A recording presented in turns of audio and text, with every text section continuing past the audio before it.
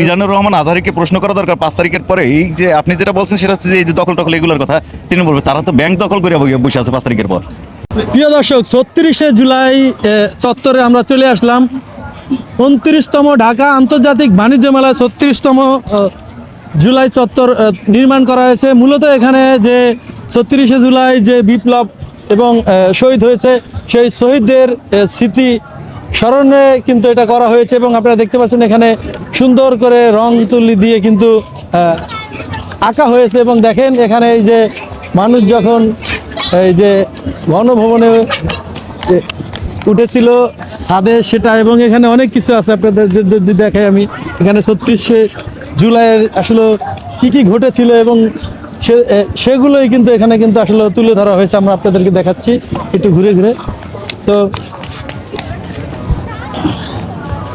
এই যে দেখতে পাচ্ছেন,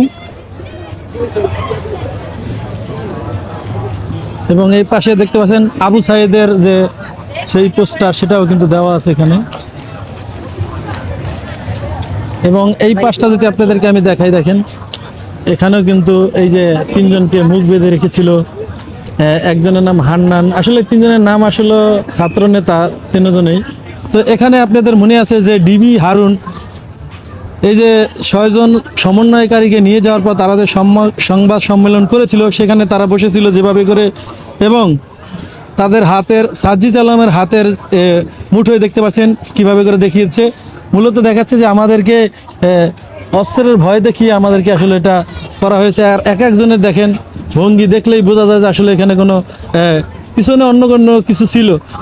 সাজ্জিদ আলম কিন্তু একজন ট্যালেন্টফুল ছাত্র, সে কিন্তু বুঝিয়ে দিয়েছে যে আসলে আমাদেরকে যেই কথাগুলো বলাচ্ছে সেটাই বলেছে। এই যে দেখতে পাচ্ছেন একজন সন্তানকে ধরে নিয়ে যাচ্ছে পুলিশ ভ্যানে, একজন বাবা কিভাবে কান্না করতেছে। এবং এখানে দেখতে পাচ্ছেন যে ছাত্ররা তারা যে আন্দোলন করেছিল সেই পোস্টার, এবং ৩৬শে জুলাই যে ঘটনাগুলো ঘটেছিল এই যে দেখতে পাচ্ছেন সেই ঘটনাগুলো কিন্তু তুলে ধরা হয়েছে। এবং এই পাশটাতে আপনারা দেখতে পাচ্ছেন এই যে শহীদ আবু সায়েদ, তার কিন্তু দেখা যাচ্ছে। আর এখানে আপনারা দেখতে পাচ্ছেন যে শিক্ষার্থীদের উপরে কিন্তু ছাত্রলীগ যে নিপীড়ন চালিয়েছিল এবং মারধর করেছিল সেগুলোও কিন্তু আসলে এই ৩৬শে জুলাইয়ের যে আন্দোলন সেটা কিন্তু ফুটিয়ে তোলা হয়েছে। এবং দেখেন এখানে মানে প্রতিটা যে ছিল, এবং এই যে ৫ জুন থেকে শুরু হয়েছিল এবং সব কিছুই কিন্তু এখানে লেখা আছে। ৬ জুলাই, কেউ বলে ৩৬শে জুলাই, তাই এটা কিন্তু সব কিছু কিন্তু এখানে ফুটিয়ে তোলা হয়েছে। তো আপনারা আসলে যদি বাণিজ্য মেলা আসেন, এখানে এই যে আবু সাইদের সেই সর্বপ্রথম যে আবু সাইদ শহীদ হয়েছিল তারপর দিকে কিন্তু আন্দোলন জোরালো হওয়ার পরে কিন্তু সাবেক প্রধানমন্ত্রী শেখ হাসিনা সে কিন্তু এই দেশ ছেড়ে পালিয়ে গিয়েছে। তো এই হলো অবস্থা, আপনাদেরকে সবাইকে দেখালাম। আপনারা যদি শহীদ চত্বরে আসতে চান ৩৬শে জুলাই চত্বর, তাহলে বাণিজ্য মেলার গেট দিয়ে ঢুকে সোজাসুজি একদম বাণিজ্য মেলার পিছনে যে সেখানে আপনারা এই চত্বরটা পাবেন। এখানে কিন্তু অনেকে ঘুরতেছে, ছবি তুলতেছে, এবং এটাকে স্মরণীয় করে রাখার জন্য তারা কিন্তু নিজেরা ছবি তুলে কিন্তু এখানে রাখতেছে। এবং দেখালাম আপনাদেরকে।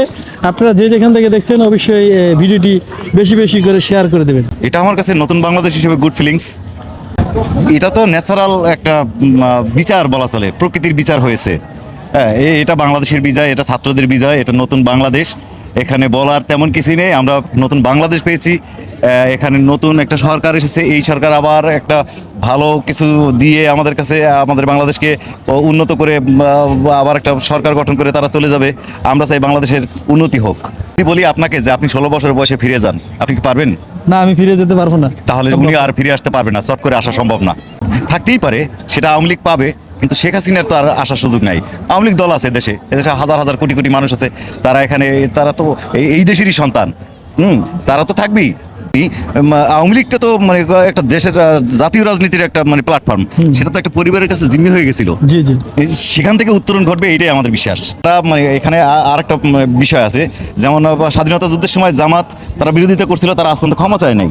এখন এই ৩৬ জুলাই বলতে যেটা বুঝান, বা এইখানে আইসা তারা যে কর্মকাণ্ড ঘটাইছে এদেশে, তারা যদি এটা ক্ষমা না চায় তাহলে তাদের এখানে মানে পুনর্বাসন হবে না, কখনোই হবে না। আসলে এটা পালা বদল ঘটলে যারা মানে রাজনীতিবিদ তারা তো এগুলো করতেছে না, করতেছে তৃণমূল পর্যায়ের লোকজনে।